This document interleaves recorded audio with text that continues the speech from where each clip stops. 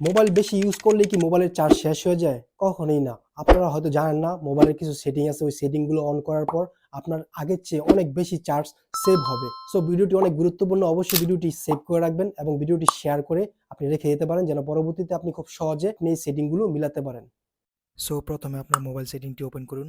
তারপর search bar অপশনটিতে tap করুন। তারপর আপনি এখানে প্রিন্টিং লিখে সার্চ করুন। ওকে, তারপর আপনি দেখতে পাচ্ছেন নিচে প্রিন্টিং লেখাটি, এখানে ক্লিক করুন। তারপর আপনি দেখতে পাচ্ছেন সেকেন্ড যে অপশনটি, এখানে ক্লিক করুন। সো আপনি দেখতে পাচ্ছেন ডিফল্ট প্রিন্ট সার্ভিস, এই অপশনটি আপনার এখানে চালু থাকবে। এখানে আপনি ক্লিক করে অফ করে দিবেন।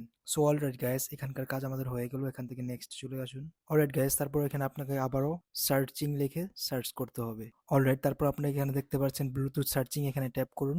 অলরাইট, তারপর আপনি এখানে দেখতে পাচ্ছেন ওয়াইফাই সার্চিং এবং ব্লুটুথ সার্চিং, এই দুইটি অপশন চালু থাকবে আপনার মোবাইলে। আপনি এখান থেকে ট্যাপ করে অফ করে দিবেন। ওকে প্রিয় দর্শক, এখন যে দুইটি সেটিং দেখাবো এই সেটিং দুইটি আরো বেশি গুরুত্বপূর্ণ।